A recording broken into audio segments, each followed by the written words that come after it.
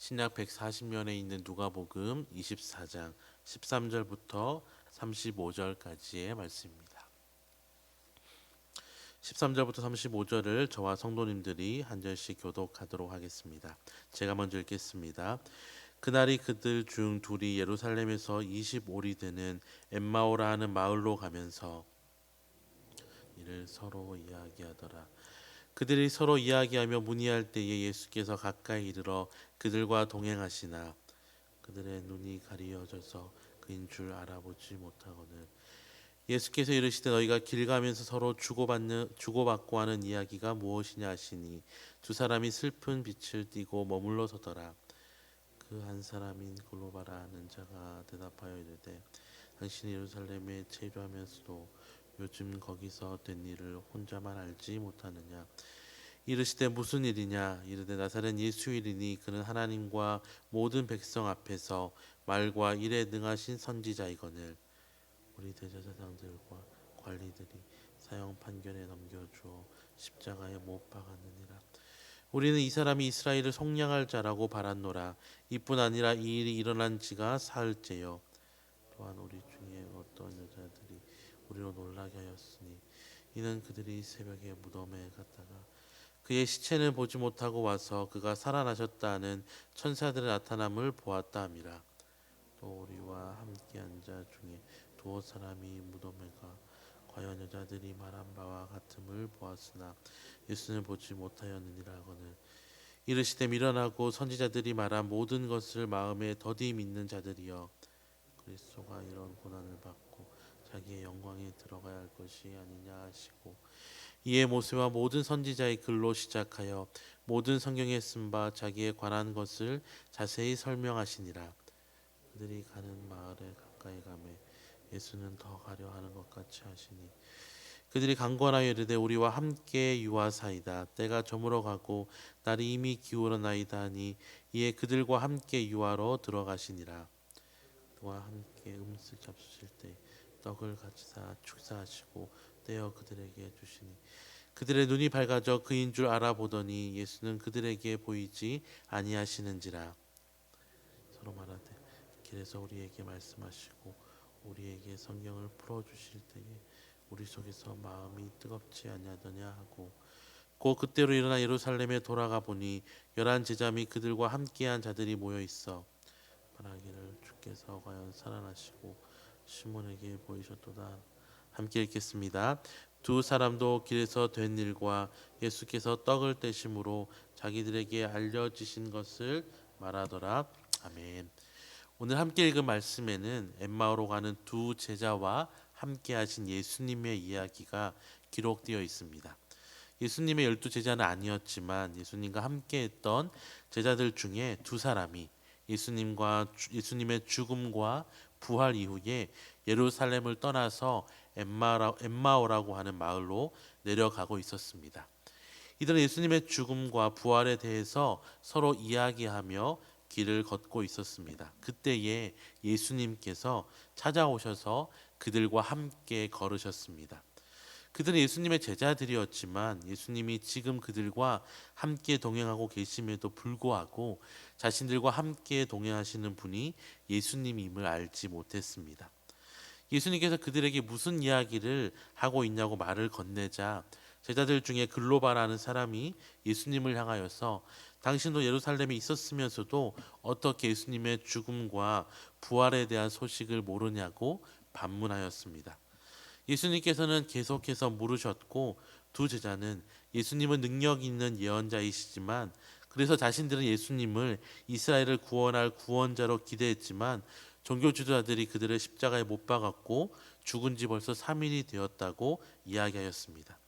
그러면서 자기들 중에 어떤 여자들이 예수님의 무덤으로 갔지만 예수님의 시신을 보지 못하고 돌아와서 예수님께서 살아나셨다고 하는 천사들을 보았다는 이야기를 하면서 자신들과 함께하고 있던 사람들 중에 일부가 무덤에 가보니 그 여인들이 말한 대로 예수님을 볼 수는 없었다고 하였습니다. 제자들의 말을 들으시고 예수님은 자신의 부활을 온전히 믿지 못하는 두 제자들을 향하여서 모세오경과 선지서와 성경에 자신에 관한 예언들을 자세히 설명하여 주셨습니다. 어느덧 엠마오에 도착하였고 예수님께서 엠마오에 머물지 아니하시고 계속 가시려고 하자 두 제자는 예수님을 붙잡으면서 하룻밤을 머물러 달라고 요청하였습니다. 예수님은 두 제자들과 함께 숙소에 가셨고 함께 저녁 식사를 하실 때에 성찬식을 하는 것처럼 떡을 가지사 감사 기도를 하시고 제자들에게 나누어 주셨습니다. 그때 그들의 눈이 밝아져서 자신들의 앞에 있는 분이 예수님임을 깨닫게 되었고 그 순간 예수님께서는 사라지셨습니다. 이 일이 있은 후에 두 제자는 서로 아까 길에서 성경 말씀을 설명해 주실 때에 자신들의 마음이 뜨거워졌다고 말하면서 그들이 내려왔던 길을 다시 올라가서 예루살렘으로 향하기 시작했습니다. 그리고 예수님의 11 제자들과 다른 제자들과 만난 자리에서 그들은 예수님의 제자들이 예수님을 만났다는 이야기를 듣고 자신들도 엠마오로 향하면서 만난 예수님의 이야기를 증거하였습니다. 엠마오로 가던 제자들은 예수님을 제대로 알지 못했습니다. 그들은 이스라엘을 구원할 분으로 예수님을 바랐지만 예수님이 십자가에 죽자 그들의 기대는 깨져버렸습니다. 그래서 그들은 부활의 소식을 믿지 못한 채 실망과 체념에 빠져서 예루살렘에서 나와 엠마오로 향한 것입니다. 그런 그들의 마음을 뜨겁게 한 것이 무엇입니까? 부활하신 예수님은 자신을 스스로 드러내시기 전에 먼저 성경을 풀어서 그리스도의 고난과 부활을 자세히 설명하여 주셨습니다. 그리고 그들이 예수님과의 식사 자리를 통하여서 자신들의 생각에 갇혀서 낭망하고 실망했던 자들의 말씀을 듣고 깨닫게 될 때에 그들의 마음이 뜨거워지고 예수님과의 교제 속에서 그들의 눈이 뜨여져서 부활하신 예수님을 보게 되었고 믿게 된 것입니다. 사랑하는 성도 여러분, 때로 우리는 하나님이 어떤 분인지 잘 알지 못하고 내 생각과 지혜를 따라 살아가다가 우리의 마음대로 잘 되지 않으면 실망하고 낙심할 때가 참 많습니다. 나만의 생각과 가치, 내 기도와 내 신앙을 정립하는 것보다 더 중요한 것은 그것이 바로 하나님의 말씀에 기초해야 한다는 것입니다.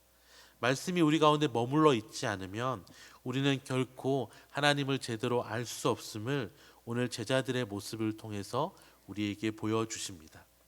또 우리는 끊임없이 예수님과 교제하는 삶을 누려야 합니다. 제자들의 마음이 말씀으로 인하여서 뜨거워졌을 뿐만 아니라 예수님과의 교제의 자리에서 그들의 눈이 뜨여져서 부활하신 예수님을 비로소 본 것처럼 우리의 삶 속에서 예수님과의 교제가 끊어지지 않도록 우리는 말씀 묵상과 기도와 예배를 소홀히 하지 않아야 합니다. 우리의 삶에 크고 신비한 체험이 없다 할지라도 매일매일 이 교제 가운데 부어주시는 은혜가 우리의 삶의 평안과 부요함으로 채우실 것입니다.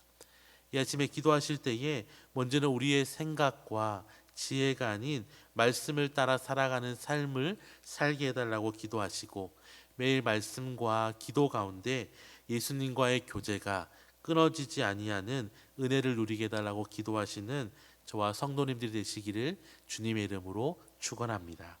기도하겠습니다.